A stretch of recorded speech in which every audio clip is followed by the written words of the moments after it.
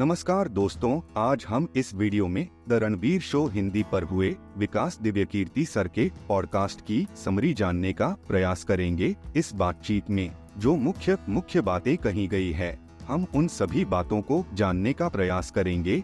यह बातचीत लगभग 1 घंटे 17 मिनट की है। हम इस बातचीत को लगभग 17 मिनट में बताने का प्रयास करेंगे, जिसमें हम उनकी इस बातचीत की मुख्य बात है उसको आपके फास्ट रिवीजन के लिए हम यह समरी बना रहे हैं। आप पहले उस वीडियो को देखें और दोबारा उसका रिवीजन करने के लिए हमारे इस वीडियो को देख सकते हैं। आपको बहुत लाभ होगा। तो चलिए जानते हैं इस बातचीत की मुख्य बातें। चैप्टर, लोग विकास दिव्यकीर्ति को क्यों पसंद करते हैं। विकास दिव्यकीर्ति बचपन में एक बहुत बुरे छात्र थे और अपने अध्ययन में ध्यान नहीं देते थे। उन्होंने बचपन में विद्यार्थी जीवन में मस्ती की और पढ़ाई के प्रति गंभीरता नहीं दिखाई। इसके कारण उनके माता पिता उनकी चिंता करते थे कि क्या उनका भविष्य समृद्धि और सफलता से भरा होगा या नहीं। जब उन्हें अध्ययन में रुचि हुई तो उन्हें अपने छात्रों के मन की भावनाओं को समझने की क्षमता हुई। उन्हें विचारधारा से जुड़ी बातें समझाने का योग्यता मिली। उन्हें बचपन से ही मंचों पर वाद विवाद में शामिल होने का अवसर मिला। उन्होंने काव्य पढ़ाई और उसे सुनाने की अनुभव से भरी जिंदगी बिताई। यह सभी गतिविधियां उन्हें बोलने की और मजाक करने की क्षमता सिखाने में मदद करी। उन्हें अपने धर्म के अनुसार अध्ययन और शिक्षा में अधिक रुचि थी और वे सिखाने और सीखने में आध्यात्मिक अनुभव का आनंद लेते थे। चैप्टर, यूपीएससी एग्जाम के बारे में। विकास दिव्यकीर्ति के अनुसार परीक्षाओं के दौरान अनुभव के आधार पर हम तय कर सकते हैं कि कौन से छात्र सफल हो सकते हैं। 2 पेपर होते हैं, जनरल स्टडीज और CSAT। 2023 की प्रीलिम्स पेपर को वे सबसे कठिन पेपर बताते हैं, जिसमें जनरल स्टडीज के पेपर में अधिक विषयवस्तुक तत्व शामिल किए गए थे। इस पेपर में कुछ सेगमेंट से अधिक प्रश्न आए थे, जिनमें ज्यादातर छात्रों को अधिक ज्ञान था, उन्हें लाभ हुआ, और जिन्हें कम ज्ञान था, उन्हें हानि हुई। चैप्टर, यूपीएससी एग्जाम की तैयारी। सामान्य अध्ययन के पेपर में ज्ञानवर्धक प्रश्नों की वजह से इसके प्रयोजन को बताया गया है। CSAT पेपर विज्ञानात्मक और गणितात्मक प्रश्नों के साथ अधिक कठिन बना दिया गया है। अभिभाषक तथा बाल शिक्षण से संबंधित ज्ञान की महत्वता को बताया गया है। प्राकृतिक भावना और एक व्यक्ति के रूप में विकास करने की आवश्यकता को दर्शाया गया है। विभिन्न शायरों, कवियों और दार्शनिकों के द्वारा भावनात्मक बनाने और एक दूसरे के साथ जुड़ने के महत्व को बताया गया है। चैप्टर, फेलियर को हैंडल कैसे करें। CSAT पेपर बारे में उनकी बातें हैं, जिसमें छात्र उपाय ले सकते हैं ताकि उन्हें पेपर में सफलता मिल सके।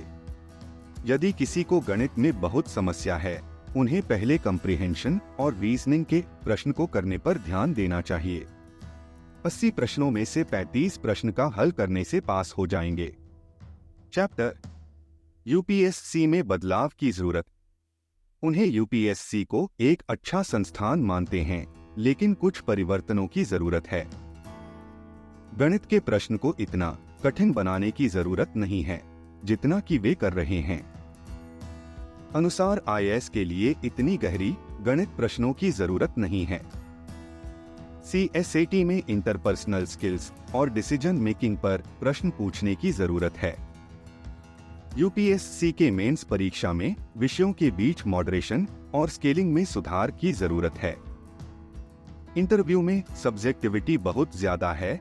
यूपीएससी के इंटरव्यू को 2-3 अलग-अलग पैनल में आयोजित किया जा सकता है ताकि सब्जेक्टिविटी की सीमा कम हो।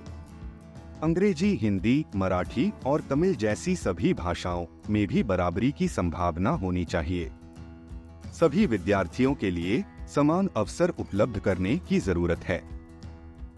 इंटरव्यू में सबका योगदान समान रूप से महत्वपूर्ण होना चाहिए। चैप्टर, विकास दिव्यकीर्ति का चाइल्डहुड। डॉक्टर विकास दिव्यकीर्ति के बचपन की जिंदगी बहुत मस्तानी और रोचक थी। उन्होंने अपने बचपन में शरारत भरी और उत्तेजक आवेशपूर्वक व्यवहार किया, लेकिन नकारात्मक अर्थ में नहीं। स्कूल के दिनों में उन्होंने चुनाव भी लड़े और जीत भी हासिल की। उनका बचपन विविधता से भरा था, जैसे दोस्तों के साथ झगड़ा। उन्होंने विभिन्न उत्सव और कार्यक्रमों में भाग लिया और विभिन्न पुरस्कार भी प्राप्त किए। उन्हें अपने बचपन में कई गलतियां हुई, लेकिन उन्होंने इनसे सीखा और उन दिनों को कभी पश्चाताप नहीं किया। Chapter why does everyone love Vikas Divyakirti. YouTube पर विकास दिव्यकीर्ति के वीडियो अधिकतर लंबे होते हैं और वे हैं दर्शन शास्त्र और संविधान पर। कुछ ऐसे लोग हैं जो स्कूल और कॉलेज में इन विषयों को सीखने का मौका नहीं मिला और उन्हें इन्हें सीखने में बड़ा आनंद मिलता है। दूसरा, उनके यूट्यूब क्लासेस में बहुत मजा और मस्ती होती है, इसलिए हंसते हंसते अगर कोई महत्वपूर्ण बात आती है तो उसके रील्स बन जाते हैं। हजारों चैनल्स ने ऐसे रील्स बनाए हैं, मुझे इनके बारे में पता नहीं, और जब बच्चे बार बार उन्हें देखते हैं तो एआई काम करता है। इन सभी ऐप्स में अगर एक बार देखते हैं तो वो आपके सामने बार बार आते रहते हैं। चैप्टर विकास दिव्यकीर्ति की कैरेक्टर डेवलपमेंट स्टोरी। विकास दिव्यकीर्ति के जीवन में 2 से 3 महत्वपूर्ण घटनाएं थीं। विकास दिव्यकीर्ति ने दिल्ली विश्वविद्यालय में पढ़ाई की शुरुआत की थी जब उन्हें 17 साल की उम्र में यहाँ आना पड़ा।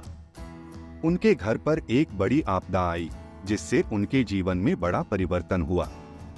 उन्हें नौकरी के रूप में एक सेल्समैन की नौकरी करनी पड़ी। उन्होंने इस समय के जीवन से काफी कुछ सीखा। उनकी मां की मृत्यु से उन्हें बहुत भावनात्मक झटका लगा और उन्हें खुद को एक मजबूत व्यक्ति समझते थे, लेकिन उन्हें इसमें असर हुआ। इस दर्दनाक वक्त के बाद उन्हें 6 से 12 महीने तक ठीक होने में समय लगा। उन्होंने अपने जीवन के इन मोड़ों से बहुत कुछ सीखा और उन्हें यह अनुभव दिखाया कि सफलता के लिए सही मेहनत और सही दृष्टिकोण जरूरी है। उनके जीवन में व्यावसायिक क्षेत्र में भी छोटे से बड़े प्रत्यावर्तन हुए। एक समय पर उनके सभी शिक्षकों ने अचानक छोड़ दिया, लेकिन उन्होंने इसे भी संभाला और सिस्टमिक तरीके से काम करने का निर्णय लिया। उन्हें यह सीखने का अनुभव हुआ कि पर्सन ओरिएंटेड सिस्टम उत्पन्न और सजीव नहीं होनी चाहिए, बल्कि समृद्ध और मजबूत प्रणाली उत्पन्न की जानी चाहिए। उनके पास 1500 लोगों की एक टीम है और वे इसमें एक व्यक्ति हैं। वे इस टीम के सिस्टम को मजबूत और सशक्त बनाने पर जोर देते हैं। चैप्टर लड़के इमोशनल क्यों नहीं होते हैं। विकास दिव्यकीर्ति के अनुसार बहुत सारे लड़के एक दूसरे के साथ भावनात्मक रूप से बात नहीं करते हैं और यह वास्तविकता में एक समस्या है। उन्होंने सिगमंड फ्रॉयड के एक छात्र नैन्सी चोडोरो की एक थीसिस के बारे में बताया जिसका नाम द मेल इनएक्सप्रेसिवनेस है। इस थीसिस में नैन्सी चोडोरो ने बताया कि लड़के अपनी भावनाएं व्यक्त करने की क्षमता नहीं रखते हैं और इसका मूल कारण बचपन में उन्हें माता पिता से अलग कर दिया जाता है। जब उनके पास इसे व्यक्त करने के लिए कोई विकल्प नहीं होता तो वे दोस्तों से इसे बात करने का रास्ता ढूंढते हैं। यह बचपन की अनुभूति के कारण बड़े होने पर लड़के अपनी भावनाएं अपने माता पिता या दोस्तों से सही ढंग से नहीं बांट पाते हैं, जिससे उन्हें बाहरी दुनिया में अपने आप को साबित करने की इच्छा होती है। लड़के अपनी सफलता के मानक के रूप में पैसे, संपत्ति, शक्ति और सम्मान को ज्यादा महत्व देते हैं, जबकि लड़कियों के लिए सफलता का मतलब अक्सर प्यार में पाया जाता है। इस समस्या का मूल कारण वह समय है जब एक बच्चा अपनी मां से अलग हो जाता है और उसे अपनी भावनाएं व्यक्त करने के लिए समर्थन नहीं मिलता है। नैन्सी चोडोरो ने द मेल इनएक्सप्रेसिवनेस नामक एक थीसिस में इसे विस्तार से वर्णित किया है। चैप्टर आदमी और औरत में फर्क। विकास दिव्यकीर्ति द्वारा बताया गया है कि पुरुषों के लिए सबसे कठिन चीज है किसी के दुख पर हंसने से बचना। महिलाएं किसी भी दुखी घटना के समय साथ में रहकर बातचीत करती हैं और जो महिला आती है उसके आने से सभी औरतें साथ में रोने लगती हैं। लड़कों को अपने भावनाएं व्यक्त करने में समर्थन नहीं मिलता है और उन्हें यह सिखाया जाता है कि रोना कमजोरी का संकेत है। लड़कों को बचपन से ही यह सिखाया जाता है कि वे अपनी भावनाओं को छिपाएं और न रोएं, जिससे वे भावनात्मक रूप से अकेले महसूस करते हैं। महिलाओं के लिए रोना एक शक्ति का संकेत है और यह उन्हें बेहतर महसूस करने में मदद करता है। मेडिटेशन में भी बहुत सारे लोग रोते हैं क्योंकि वहां उन्हें अपने भावनाओं का सामना करना पड़ता है। विकास दिव्यकीर्ति को भी उनकी मां के जाने के दुख में रोने का एहसास हुआ और उन्होंने समझा कि भावनाएं सब तकरीबन समान बने रहती हैं और रोना कोई दुर्बलता नहीं है। पुरुषों को भी रोने की आवश्यकता होती है और रोने से उन्हें धीरज मिलता है और उन्हें आराम मिलता है। पुरुषों को समझाने की जरूरत है कि रोना कमजोरी नहीं है, बल्कि यह एक सकारात्मक और स्वास्थ्यवर्धक गुण है। चैप्टर मॉम की डेथ। विकास दिव्यकीर्ति अपने मां की मौत पर बता रहे हैं कि जितनी देर तक हमारे पास कोई होता है, हमें उसे अधिक मूल्य देना चाहिए। मौत के बाद आप चाहे जितना भी मूल्य दें, यह कोई फायदा नहीं करता। वे अपनी मां का बहुत सम्मान करते थे और उनके बीच बहुत प्रेम था, लेकिन वे महसूस करते हैं कि उन्हें और समय देना चाहिए था। पेरेंट्स के साथ समय बिताने की समस्या यह भी है कि उनकी सोच, अनुभव और दुनिया की जरूरतें बहुत अलग होती हैं, जिससे उन्हें कम बातचीत करने का मौका मिलता है। आपको उनके साथ ज्यादा समय बिताना चाहिए ताकि बाद में कोई पछतावा न हो। 40 से 50 के बीच माता पिता के साथ उनके विभाजन का समय आता है, जिस वजह से आपको उनके प्रति ज्यादा ध्यान देने की आवश्यकता होती है। 30 से 40 वर्ष की उम्र के आपके लिए अपने माता पिता की देखभाल करने का मजबूत आधार होता है। नई पीढ़ियों में बच्चे अपने पेरेंट्स के साथ भावनात्मक रूप से अधिक वार्तालाप कर पाते हैं और इससे भावनाओं के बीच की खाई कम हो जाती है। आपको अपने बच्चों के साथ अधिक मित्र बनने की कोशिश करनी चाहिए और उनके लिए समय निकालने की कोशिश करनी चाहिए। चैप्टर लाइफ में स्पिरिचुअल ग्रोथ क्यों जरूरी है। विकास दिव्यकीर्ति द्वारा बताया गया है कि जब हम बड़े होते हैं तो हमारी सोची बातें बदल जाती हैं। इसलिए छोटे बच्चे अगर शरारत नहीं करते हैं तो वे अपने स्वधर्म के खिलाफ जी रहे होते हैं। इसलिए शरारत करने वाले बच्चों का बहुत महत्व है। शरारत करना महत्वपूर्ण है और जितने ज्यादा शरारती वह होते हैं, उतनी ही उनमें क्षमता होती है। विकास दिव्यकीर्ति इस बारे में कह रहे हैं कि भारतीय पुरुषार्थ पद्धति में 25 वर्षों का ब्रह्मचर्य दृश्य है, 25 से 50 वर्ष गृहस्थ जीवन, फिर वानप्रस्थ और अंत में संन्यास। उन्हें लगता है कि इस पद्धति को ध्यान से रचने वाले ने इसे बहुत सोच समझकर तैयार किया है। काफी समय तक सोच विचार के बाद कई विचारक ने इस सिस्टम को विचारशील ढंग से डिजाइन किया है। जर्मनी में एक केरकेगोर्ड नाम के दार्शनिक थे जो हेगल से लगभग 100 साल पहले थे। शुरुआत में आप आनंद की ओर भागते हैं, जैसे कि मनोरंजन की ओर भागना, खाने पीने, सेक्स, विभिन्न वस्त्रों की चाह होती है। ये सभी चीजें थोड़े वक्त के लिए बहुत आकर्षक होती हैं, लेकिन जब आप इससे बाहर निकलते हैं तो आपको इनसे अलगाव होता है। धीरे धीरे आप नैतिक जीवन की ओर बढ़ने लगते हैं, फिर आप नैतिक जीवन से बोर होने लगते हैं, फिर आप आध्यात्मिक जीवन की ओर बढ़ते हैं।